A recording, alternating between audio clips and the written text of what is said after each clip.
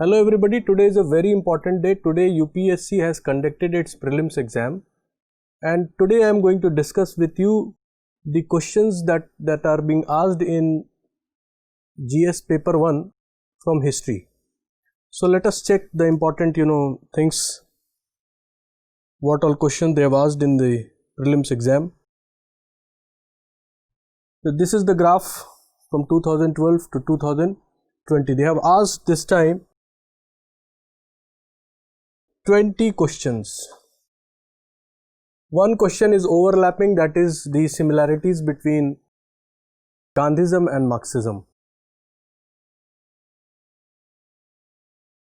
This is the breakup out of 20 question. From ancient 5 question, medieval 2 question, South Indian history 1 question, culture 3 question, modern 9 question. Always modern has lion's share, maximum question being asked from modern.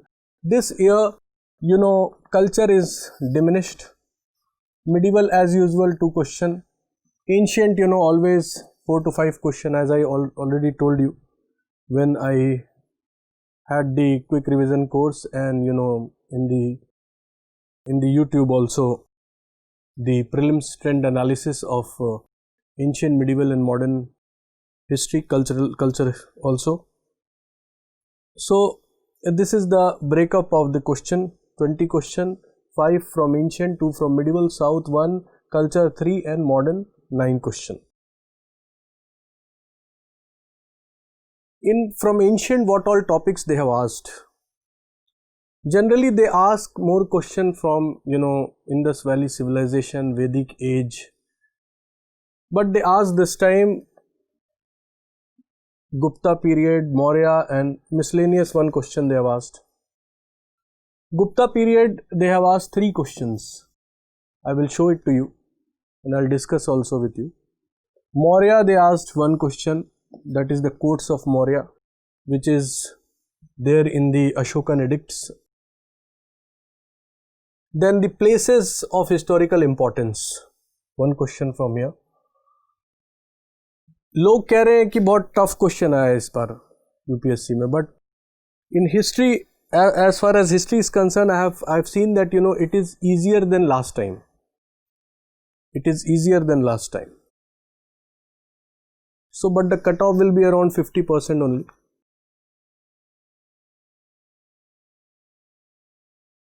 From ancient, you say medieval 1 question, 2 question from 1 from administration, 1 from economy. So 2 question from medieval. South India 1 question, South Indian dynasty.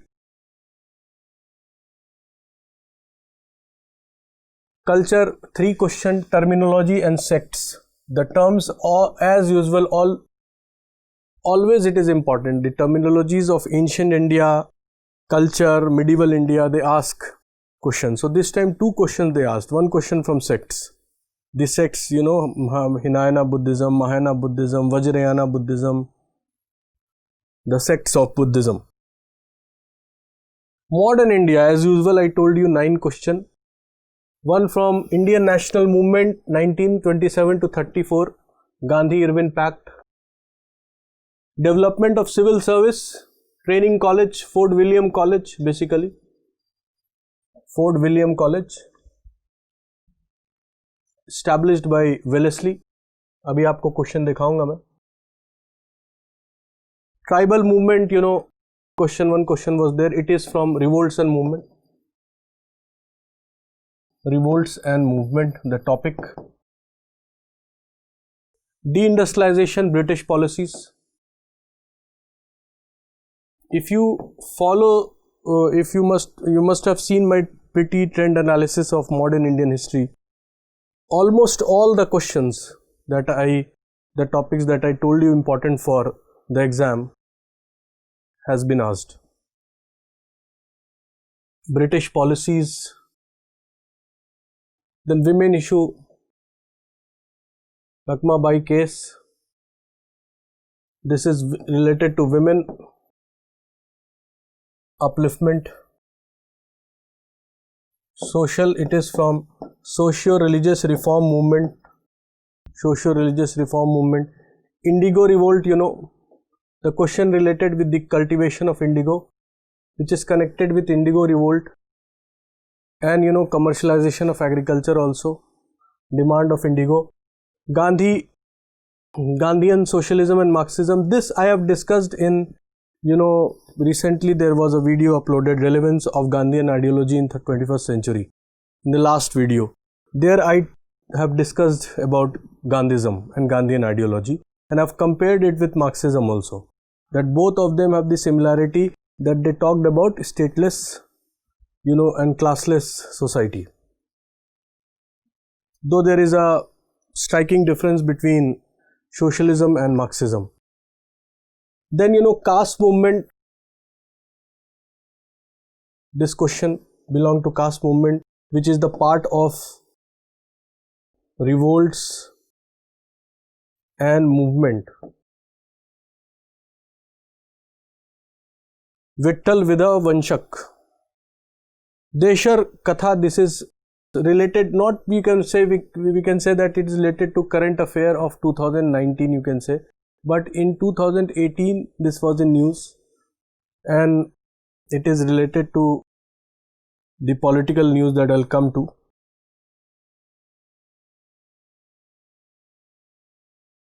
See the first question. There are 20 questions. One question is overlapping. It can be placed in polity also. It can be placed in history also. No problem. In polity, this question will be discussed by Vikas sir, Dr. Vikas Divyakirti. With reference to cultural history of India, which one of the following is the correct description of term paramitas? See, this question is clearly from Buddhism, and in Buddhism it is from the terms related to Buddhism, terminology. The options are the earliest Dharma Shastra text written in aphoristic sutra style. The second option is philosophical school that did not accept the authority of Vedas. The third option is perfections whose attainment led to Bodhisattva path. Powerful merchant guilds of early medieval South. Obviously this cannot be the option since it is related to Buddhism. This can be if people do not have much idea about it. But this is also not the option. This is also not the option. The correct option is perfection whose attainment led to Bodhisattva path. Bodhisattva is what? Bodhisattva is basically Buddha in making. Buddha in making. Buddha is enlightened one. Any householder can become Buddha. Bodhisattva. So Bodhisattva path can be attained by the term, this paramitas. Paramita is the term, is a Sanskrit term, which was, prevalent when Buddhism got divided into Hinayana Buddhism and Mahayana Buddhism. In Mahayana Buddhism, Buddha is considered as God, and the preaching was being carried out in the language Sanskrit. Sanskrit is considered to be a very eloquent language, a language of intellectuals. But Buddhism spread it in Pali. So in Pali it is Parami. Parami, Pali mein. Param. So it is related to the quality, the perfection. So it is said, with the reference of the cultural history of India, which one of the following is the correct description of the term paramitas? So paramita is related to, perfection. Paramita, highly qualified. Paramita, param, pratham. Okay. So this question is from Buddhism. So the answer is C. Let's take a look of the another question. In the context of Indian history, Rakhmabai case of 1884 revolved around women's right to gain education, age of consent, restitution of conjugal right. The options are A 1 and 2, B 2 and 3, C 1 and 3, D 1 to 3. See, this question is from women upliftment, that is, upliftment of women, that is, women issue, from the topic socio-religious reform movement. Socio-religious reform movement, from the main topic revolts and movement. Revolts and movement. The answer to this is B. The correct answer is age of consent and restitution of the conjugal rights. See, Rakhmabai case is a very famous case. Rakhmabai, she was a highly qualified woman, the first, practitioner, doctor, and she was married, when she was 11 years, she was married to Dadaji Bikaji, and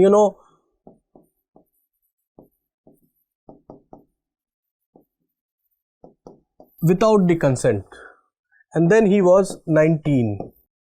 Initially, Rakhmabai stayed at her, parents' place, but later on, Dadaji, wanted that, Rakhmabai should come and live with him, and she denied.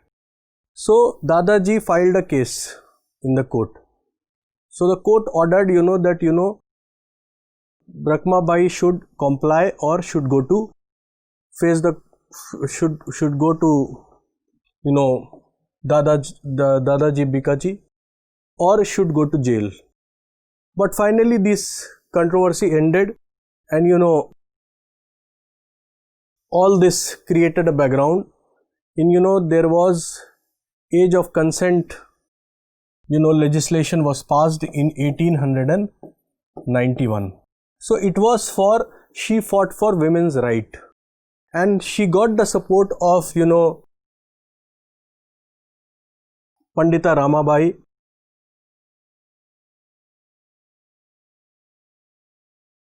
she was a votary of women's right, especially the, lower caste women and widows. And then another person was Malabari, Bairamji Malabari. These two people supported whom? Rakhmabai. And she, in her favor, the Age of Consent Act was passed in 1891, which is the part of social legislation carried out by British. So this is the correct option. And restitution of conjugal rights, that is, the rights related to marriage between two, men and women. So even she got this right, that she was not ready to live with Dadaji.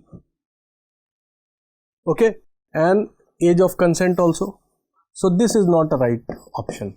So the correct option is B. B is the correct option. Okay, fine. This is from Social Justice Reform Movement, Upliftment of Women, or Issue of Women. Indigo cultivation in India declined by the beginning of 20th century because of indigo cultivation. Because the option 1 is peasant resistance to oppressive conduct of planters. Its unprofitability in the world market because of new invention. National leaders' opposition to cultivation of indigo, Government control over planters. See, this indigo cultivation is related to, the peasant movement. This question is related to peasant movement. Peasant movement happened in 19th century and 20th century. 19th century was localized movement, 20th century became the national movement, in which Gandhi played a very important role. And it was the period in the beginning of the 20th century, you can say, during the time of Champaran Satyagraha. So, there was no demand of because the indigo was cultivated, and indigo revolt also happened, in the 19th century, 1858, and there was demand of the indigo, the dyes, the chemical dyes, artificial dyes, because indigo helps in creating, dyes. नील की खेती होती थी, उससे जो है नीला रंग निकाला जाता था, and this was used to dye the clothes, and it was in demand in Britain because industrial revolution happened, and this created more demand, because India was the greatest supplier of raw material. Indigo was one of them. So this question is also related to commercialization of agriculture, you can say. And so there was making of, Germany was coming up with, chemical dyes, artificial dyes, which was, actually giving a tough competition to indigo, which is cultivated in India, which was used to make the dyes. So that becomes the reason for the unprofitability in the world market because of new invention. So this new invention was the artificial, dyes, and here natural dyes were used from the cultivation of indigo. So that is why we see in this context we also try to understand indigo revolt that happened, in which a very important personality, Dinbandhu Mitra, who wrote Neel Darpan, and in which he expressed the atrocities that was inflicted, loss that was inflicted on the peasants basically. So this question is from Peasant Revolt. Hope you must have understood this. Wellesley established Fort William College at Calcutta because A. He was asked by Board of Directors at London to do so. B. He wanted to revive interest in Oriental learning in India. C. He wanted to provide William Carey and his associates with employment. D. He wanted to train British civilians for administrative purpose in India. See, this question is from Development of Civil Service. Development of Civil Service. Here I have taught, in colleges for civil service. Aylesbury College, in England, and East India College, and Wellesley established a new college that was called as Fort William College. Here the training of the civil servants were done who qualified civil service. So the right option for this is D. He wanted to train British civilians for administrative purpose, because this was used to teach the different language to the British officers, British civilians, so that they can understand the customs and traditions of India properly, and it will be easier for them to rule India for administrative convenience. So that is why different languages being taught there, and this was used and this was established by Wellesley in 1800. Fort William College. Let's take a look of the next question. The right answer is D. With reference of the history of India, Ul Gulan, the Great Tumult, is the description of which of the following events? A. Revolt of 1857, B. Mapilla Rebellion 1921, C. Indigo Revolt 1859-60, Birsa Munda Revolt 1899, 1900. So the correct option is this. This question is basically from tribal revolt, from the topic revolts and movement. When I taught revolts and movement, I told you need to understand the factors for the revolt of tribal revolts, the nature of the tribal revolts, and at the same time the different types of tribal revolt. Tribal revolt happen because of the encroachment done by the Britishers, especially in the field of agriculture, in the field of land, and installing their land revenue settlements there, and bringing the tribal products within the ambit of the colonial products. At the same time, the Christian missionaries were also trying to convert these tribals into the Christianity, converting them from their local religious belief. So it was an attack on. So Birsa Munda revolt happened, and it was popularly called as Ulgulan because of the encroachment done by the Britishers. At the same time, because of the Christian missionaries, these people became aware of their rights. So the correct option is D. The time is not permitting me to go into details about the tribal revolts right now. So this question is from tribal revolt, from the topic revolts and movement, and the answer is Birsa Munda's revolt 1899-1900. Take a look of the next question. With reference to the scholars, literatures of ancient India, consider the following statements. Panini is associated with Pushyamitra Sunga. Amar Simha is associated with Harshvardhan. Kalidas associated with Chandragupta II. Which of the statement given above are correct? इनमें से कौन जो है सही है? If you see the first statement, Panini is associated with Pushyamitra Sunga. This statement is a wrong statement. Panini is not associated with Pushyamitra Sunga. In fact, Pushyamitra Sunga was a ruler who was the commander of in the time of the Mauryan dynasty. The last the ruler Brihadrat, he was the commander of the ruler Brihadrat, and he killed Brihadrat and threw the Mauryan dynasty and made Sunga dynasty. And this achievement was described, and after that he did the Vedic sacrifice. It was a Brahmanical reaction, you can say. He was a Brahmin. Sunga and Kanva dynasties are Brahmin dynasty, which were established after the Mauryan dynasty. And it was during the time, during this time, Patanjali was there. Panini was a great grammarian, and he wrote Ashtadhyayi, and there was a commentary done by Patanjali later on. So even Kalidas wrote Malvika Agnimitra. Malvika Agnimitram. So this statement is wrong state. Amar Simha is associated with Harshvardhan. No, Harshvardhan नहीं होगा correct answer. यहाँ पे Chandragupta II होगा. Chandragupta. Amar Simha was the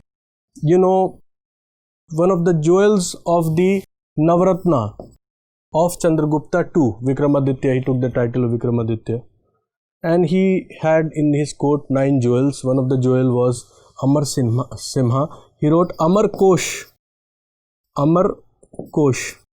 He was a lexicographer, and he wrote Amar Kosh, which is basically the vocabulary of Sanskrit roots. So this is also not the right option, because it should be Chandragupta II there. Kalidas is associated with Chandragupta II. Yes, this statement is correct.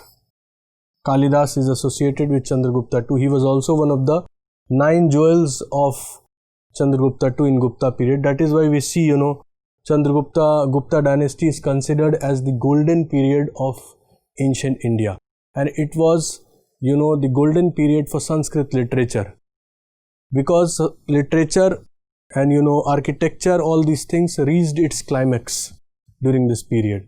So the right option is C, 3.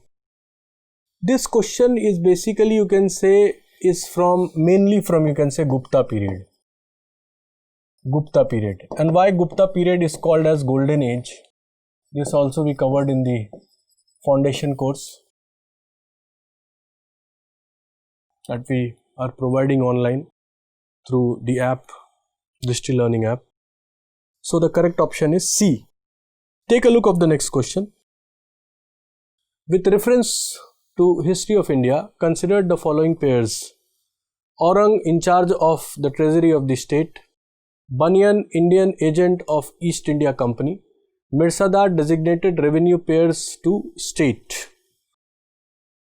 The correct option is B. This is basically the question of terminology in medieval India.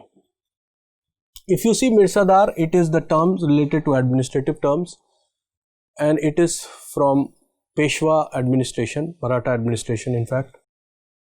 Mirsadar, this is the correct answer. Banyan is basically, coming from the word Banik, which is, Banyan is the distorted word by the English basically. The actual word is Banik, that is Bania, and it is, related to the Vaishya class. And during the time of the British, they were the Indian agent to the East India Company. Aurang is in charge of the treasury of the state, which is not right. It's related to luggage. It is a term for luggage in the ancient India. So I always tell you that, terminology is very important for ancient and medieval. If you see my YouTube videos of modern Indian history and ancient, medieval and culture on Drishti English channel, Drishti IS English channel, you will get to know how many times I told you that you should always focus on terminology of ancient and medieval period, because they keep on asking this. So the correct option is B. With the reference to the religious history of India, consider the following statements. Theravadins belong to Mahayana Buddhism. Lokottaravadin sect was the offshoot of Mahasangika sect of Buddhism. The deification of Buddha by Mahasangikas fostered by Mahayana Buddhism. Again, this question is from Buddhism. Basically, sects in Buddhism. The main sects are Hinayana Buddhism, Mahayana Buddhism and Vajrayana Buddhism. If you see the options, which of the following statement given above are correct? A, 1 and 2, B, 2 and 3, C, 3 and D is 1, 2, 3. If you see, Theravadin belong to Mahayana Buddhism is not a correct option. The correct is Hinayana Buddhism. Hinayana Buddhism, the Buddha is considered as teacher. If you have to follow the teachings of Buddha, then only you can get salvation. In Mahayana Buddhism, which developed in the post-Maurya period, in which Buddha is considered as God. Lokottaravadin sect is an offshoot of Mahasangika sect of Buddhism. This is a correct option. Deification of Buddha by Mahasangikas fostered the Mahayana Buddhism. Yes, because this is also correct. So the correct option is 2 and 3. B is the correct option. Okay. You can just check it here. 1 is wrong, 2 and 3. So B, 2 and 3 is the correct option. Take a look of the next question. See, let me tell you, this question is from culture, Buddhism, from the sect Hinayana, Mahayana Buddhism. The division in Hinayana Buddhism, the division in Mahayana Buddhism. So the correct option is B. Take a look of the next question. Which of the following statement correctly explains the impact of Industrial Revolution in India during the first half of 19th century? The options are: Indian handicrafts were ruined. Second option, machines were introduced in Indian textile industries in large numbers. Third option, C, railway lines were laid down in many parts of the country. D, heavy duties were imposed on imports of British manufacturers. See, this question is from deindustrialization.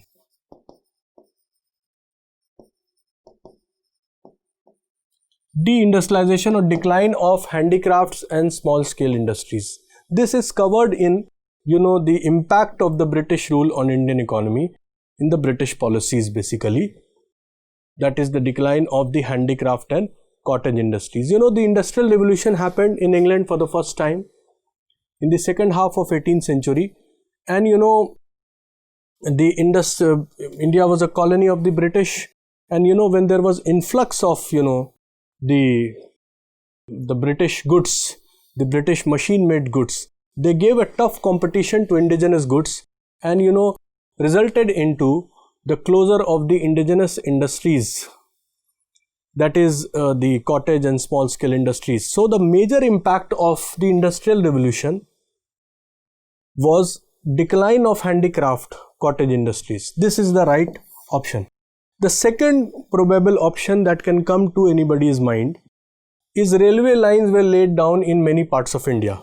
See, railway was for the first time developed in 1853 during the time of Dalhousie. The first line was Bombay to Thane. But see, in the question says that in the first half of 19th century, and the railway gets developed in 1853, and in many parts no, it took many years to connect the important parts of India, and later nook and corner of India. So this cannot be the right option. These options are also wrong. So it is a question of deindustrialization, the impact of Industrial Revolution on indigenous industries resulting into decline of small scale and cottage industries. So the right option is A. Take a look of the next question.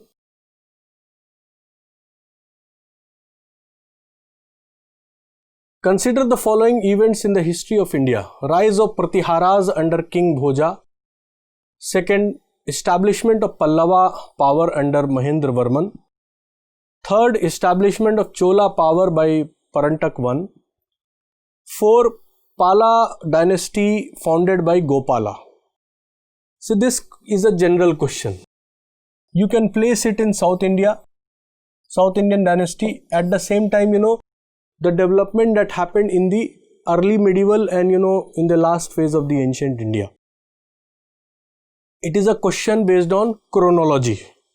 Chronology का question है ये, किसके बाद क्या आएगा. So if you see the right option, 2 will be the first development, Pallava dynasty that was established, and that was established in ancient India. This is the first, you can say, the option. The second is the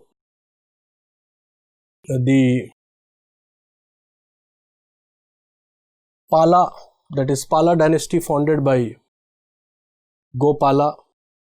Then the third is rise of Pratiharas under King Meher Bhoj. And the fourth option is Chola. Chola was founded by Parantak I, the imperial Chola.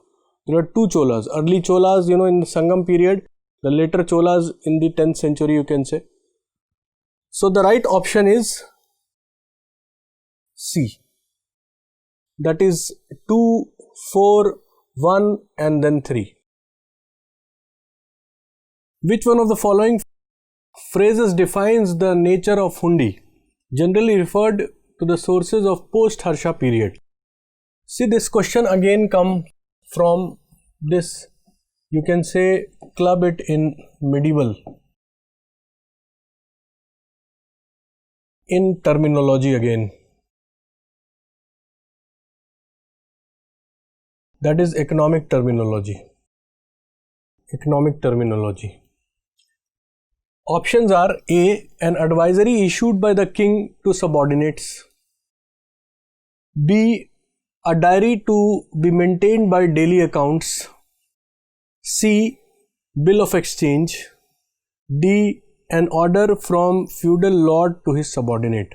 The correct answer is bill of exchange. This hundi, if you trace this, the genesis of this term, it is in medieval history, and it is the financial instrument for trade and credit transactions. That is credit transaction from one place to another through, this process of hundi. Hundi is also still it is used in today's time also. In those times, the banking systems and financial institutions were not developed. So for credit transactions, the hundi was used. There are some evidence of hundis, you can say, in the time of the post-Gupta period also. During the development of, the Shireni, that is guild system, that is the group of artisans and craftsmen and traders. As a credit transaction, it was used. Guild, for the first time, the reference of guild comes in the pre-Maurya period, then in Maurya and the post-Maurya period to a great extent. So this is basically, the correct answer is bill of exchange for credit transaction. जैसे आपको पैसा किसी को देना है, तो पहले banking system नहीं था, तो आप टोकन ले लीजिए या पीस ऑफ पेपर पे लिख के दे देगा. फॉर एग्जांपल, मेरे से पैसे लेना है आपको, तो मैं आपको पीस ऑफ पेपर पे लिख के दे दूंगा. Then you go and give that piece of paper to other area, and finally you get the money from there. So this is basically, the kind of transaction from one place to another place, from one person to another person, basically the credit transaction in that area, in those times, sorry. Take a look of the next question. With the reference to the Deshar Katha written by Shakharam Ganesh Deoshar during the freedom struggle, considered the following considered the following statement. 1. It warned against the colonial state's hypocritic conquest of mind. 2nd, it inspired the performance of Swadeshi street plays and folk songs. 3rd, the usage of Desh by Deoshar in the specific context of region of Bengal. See the options. Which of the following statement given above are correct? A. 1 and 2, B. 2 and 3 only, C. 1 and 3 only, D. 1 to 3.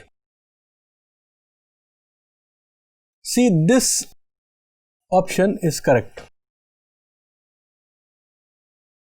Deshar Katha during the time of, Swadeshi movement, you can say. 2nd is, it inspired the performance of Swadeshi street plays and folk songs. This is also correct. And the 3rd is not in context to the region of Bengal, but it is in the context of whole India, where the author means Deosh. If you see the current event of 2018, Delhi Deshar Katha was also in news, which is published by CPIM, Communist Party of India, Marxist, and that was banned by BJP, rule government in Tripura, and that was banned. And then, there was, later on this ban was lifted by the High Court. So this Deshar Katha, you can say, it was also in the news in the case of Delhi Deshar Katha. So, but this was published during the time of freedom struggle, during the time of Swadeshi movement. So these two options are correct option. The 3rd is the wrong option. So the answer is 1 and 2. Take a look at the next question. The Gandhi-Irwin Pact concluded which of the following? Gandhi-Irwin Pact, see, this is the question of modern India from Indian National Movement from 1927 to 34. Gandhi-Irwin Pact was the pact between Viceroy Irwin and Gandhi. And there are clauses of Gandhi-Irwin Pact. Let's take a look of the points that is mentioned in the question. Invitation of Congress to participate in Round Table Conference. Withdrawal of the ordinance promulgated in the connection to the civil disobedience movement. Acceptance of Gandhi's suggestion to inquiry into police excess. Release of only those prisoners who were not charged by violence. The options are A. Only 1, B. 1 to 4, C. 3, D. 2, 3 and 4. If you see, Gandhi-Irwin Pact was signed in 1931, and after that there was dropping of the movement, civil disobedience movement, and then Gandhi on behalf of Congress participated in the Round Table Conference. Invitation of Congress to participate in the Round Table Conference, yes, that was there. Withdrawal of the ordinance promulgated in the connection with the civil disobedience, this is also correct option. Acceptance of Gandhi's suggestion for the inquiry into police access, this is the wrong option. And the fourth is release of only those prisoners who were not charged by violence. This is also correct option. So the correct option is 1, 2 and 4, because see, acceptance of Gandhi's suggestion for inquiry into police excess, it was not accepted. Then those prisoners were not released who were charged by committing violence, were involved into violent activities. Only those prisoners were released who were not involved into violent activities. So this is a wrong option. So this question basically comes from the features or the clauses of the Gandhi-Irwin Pact, which is a very, very general question, very easy question. And during this time only, invitation of the Congress, and then Gandhi participated in the second Round Table Conference that was held in England, and Gandhi participated in the second Round Table. Congress participated in the second Round Table Conference. First and third Round Table Conference, the Congress did not participate. So B is the right option. Take a look of the new question. Vital Vanshak, the first monthly journal to have untouchable people as its target the audience, was published by A. Gopal Baba Valangkar, Jyotiba Phule, Mohandas Karamchand Gandhi, and D is Bhimrao Ramji Ambedkar. See, the correct option is A. This question is basically from caste movement.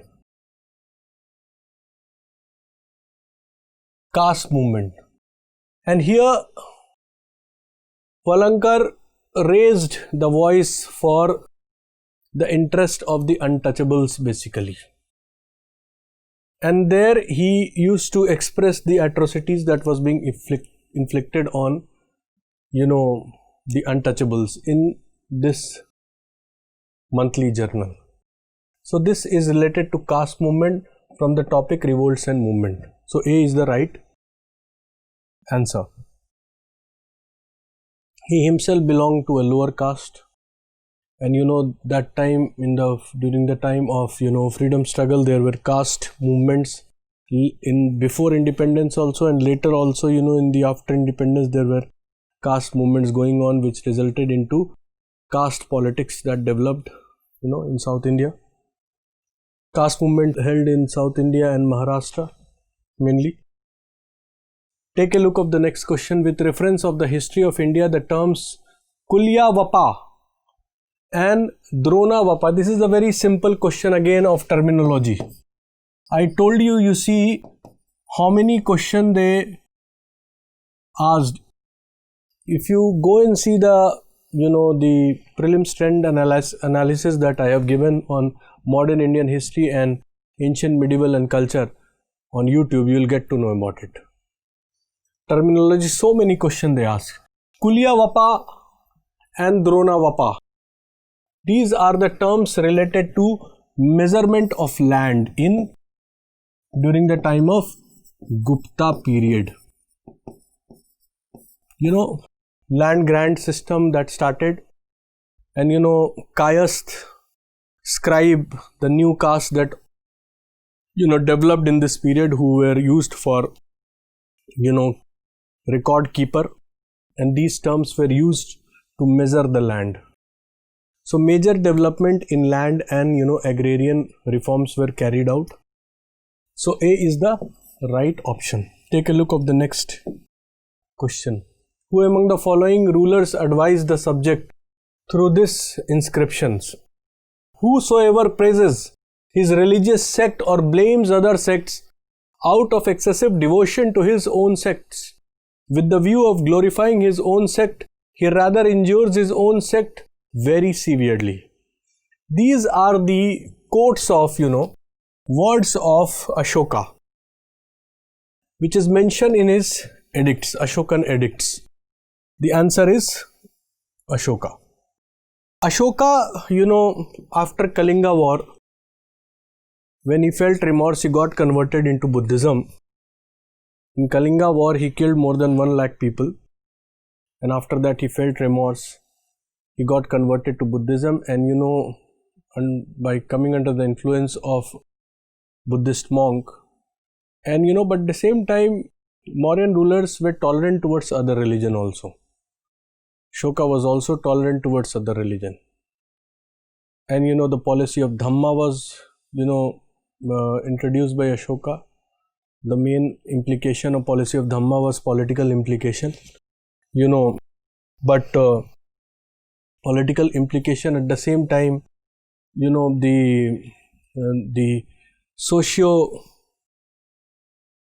the moral and ethical development, social moral code of conduct that was developed.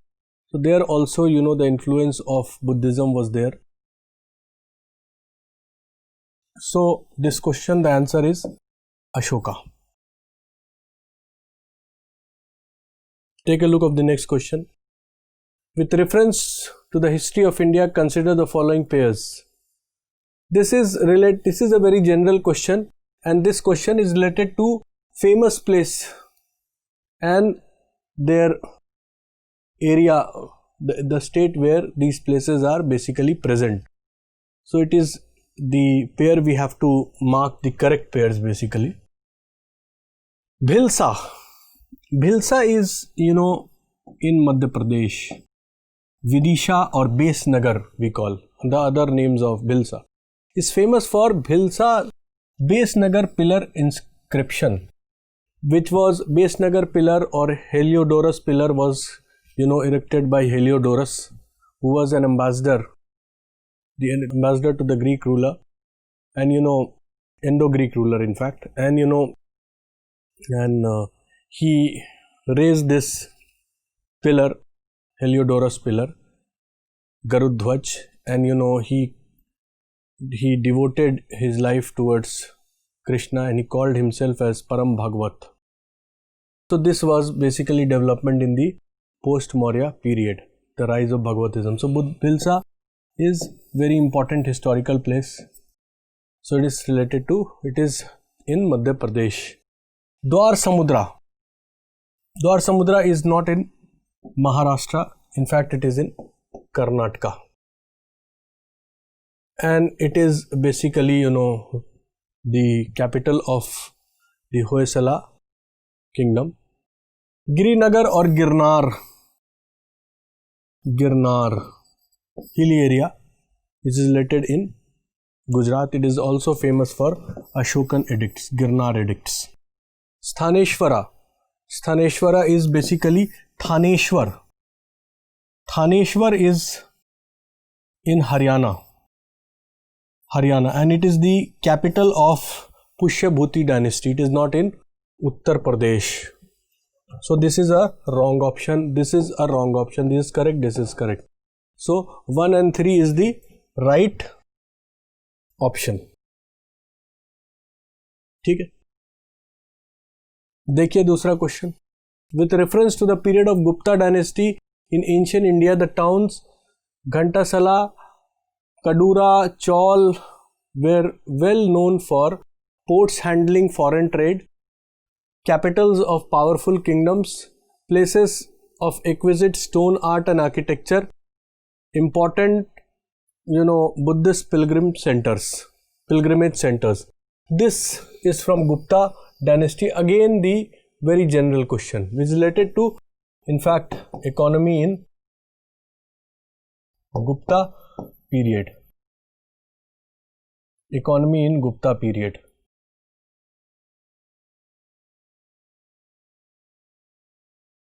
Economy. And this, the trade was going on. Trade was a very important,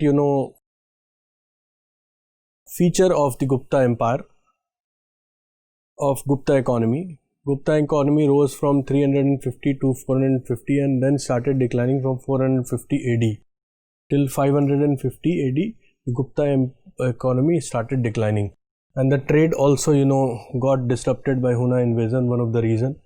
But there were external trade also, marine trade was also going, and for that, the ports were used. One of the port was Ghantasala, Kadura, Chaul, the others were, the South Indian ports, eastern ports and the western ports. So the ports handling foreign, these are the names of the ports handling. These are the wrong options. So the correct option is A.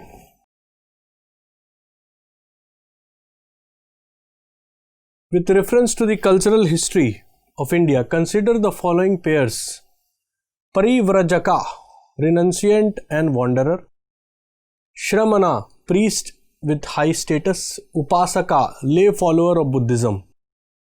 Which of the pairs given in the above are correctly matched? 1 and 2, B 1 and 3, C 2 and 3, D 1, 2, 3. See, the correct option is 1 and 3. Parivarchaka is a term, this question is again related to Buddhism. And in Buddhism, related to terms in ancient India, terms in culture. In fact, Buddhism is a part of, culture. So this is the correct option. Shramana as priest with high status. This is the wrong option. Though they belong to monk only, they are monks. Upasaka are lay followers, attendant. You can say the Buddhist attendants. जो श्रद्धालु होते हैं, normal जो layman होते हैं, lay followers.